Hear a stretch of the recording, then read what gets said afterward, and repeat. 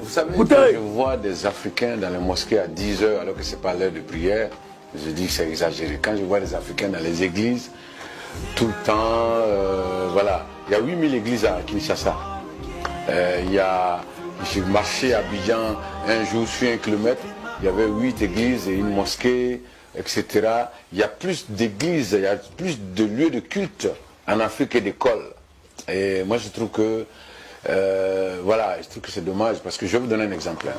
Les Africains se tuent pour aller en France, il y a moins de mosquées en France qu'à Abidjan. Il y a moins de mosquées en France qu'au Mali. La Chine, quand il est l'heure de prier, on ouvre la mosquée pendant 5 minutes. Vous priez, vous sortez pour aller travailler. Et donc, moi je pense qu'il y a une organisation à faire, il faut organiser. Le Rwanda l'a fait. Pour être pasteur au Rwanda ou imam, il faut passer par une école. Je pense que tous les pays devaient prendre l'exemple sur ça. Parce que dès que quelqu'un est beau parleur, il sait parler, il est éloquent, il s'improvise pasteur. Et les gens cotisent l'argent pour lui. Est-ce que vous avez un problème avec ça? Est-ce une manière pour l'Afrique de ne pas se développer? Ah oui, moi je pense que c'est quelque chose parce que quand on vous fait espérer qu'en priant Dieu va vous donner l'argent à la place du travail, vous avez un problème. Vous espérez, et donc ça vous... c'est... Voilà. Alors vous voyez, le pasteur, il fait des bénédictions pour vous. Votre situation ne change pas, mais lui, sa situation change. Voilà, lui, il revient en 4x4.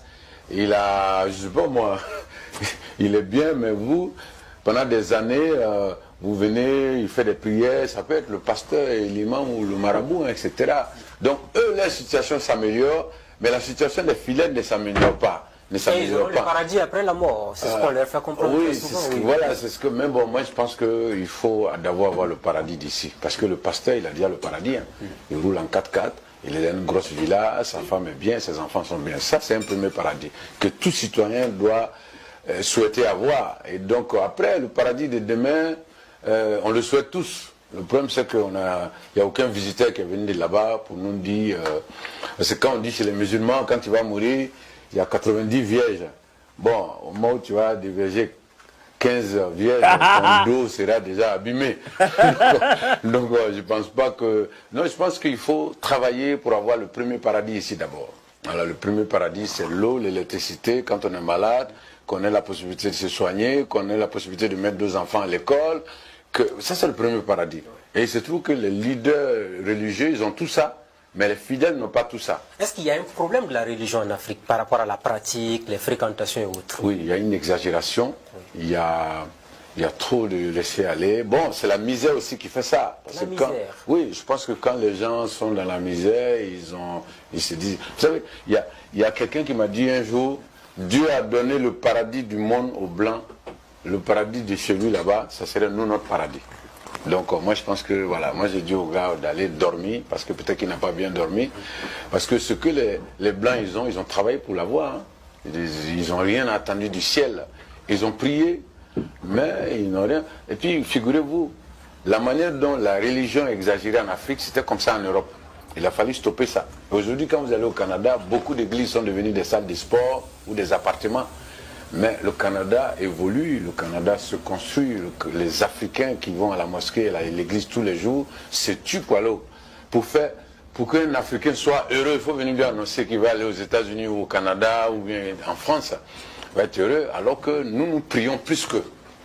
Donc, la prière elle est bonne parce que nous devons être reconnaissants envers Dieu. Vous savez, au moment où vous et moi, nous faisons cette interview, des gens sont dans les hôpitaux. Leur seul souhait, c'est de sortir de l'hôpital pour reprendre la vie à zéro. Et nous, on a la liberté de bouger, on fait ce qu'on veut. Et rien que pour ça, on doit prier Dieu. Il y en a qui disent qu'il faut repartir vers nos ancêtres, vers notre culture. Est-ce que votre avis là-dessus? On a vu que vous avez chanté pour Sundiata Keïta, par exemple, pour montrer que c'était un grand homme qui a une histoire à raconter pour le continent africain. Oui, tout peuple qui abandonne son passé, ses ancêtres, est en aventure. Je pense que... Il ne faut pas rejeter. D'ailleurs, vous savez, nos ancêtres, ils avaient des choses. Les gars, ils pouvaient se transformer pour aller loin. C'est-à-dire qu'aujourd'hui, le monde, pourquoi Poutine hausse les épaules? Parce qu'il a une bombe nucléaire, et donc il est respecté pour ça. Et si nous, on était restés à Ouagadougou pour bombarder la Maison Blanche, avec un petit caillou, les gens ils allaient nous respecter. Et nous avions des choses comme ça. Donc ils sont venus, les religieux sont venus, ils nous ont dit d'abandonner tout ça. D'ailleurs, très souvent, on nous a chicotés pour accepter les religions, que ce soit la religion chrétienne ou la religion musulmane. On a été quelque part obligés. Ils venaient dans un village. Si vous êtes chrétien, vous venez à l'église, ils vont vous donner les sacs de riz, ils vont mettre vos enfants à l'école, ils vont vous donner des habits. Comme ça, vous êtes les plus beaux du village et les autres, vous voyez ça, ils viennent. Et donc, que ce soit la religion musulmane, Samori Touré, on parle de lui en bien parce qu'il a résisté contre la France. Sinon, ce sont ses descendants qui sont en train de fatiguer aujourd'hui le Burkina Faso et le Mali, les djihadistes, ceux qui veulent nous imposer la religion. Est-ce que vous voyez un peu? Et donc, les Africains ne doivent pas abandonner tout ce que les ancêtres ont laissé. Voilà, on a abandonné tout et aujourd'hui, on se retrouve dans des problèmes parce que les ancêtres, ils avaient des choses qui pouvaient épater le reste du monde. Et tant qu'on n'a pas la bombe nucléaire...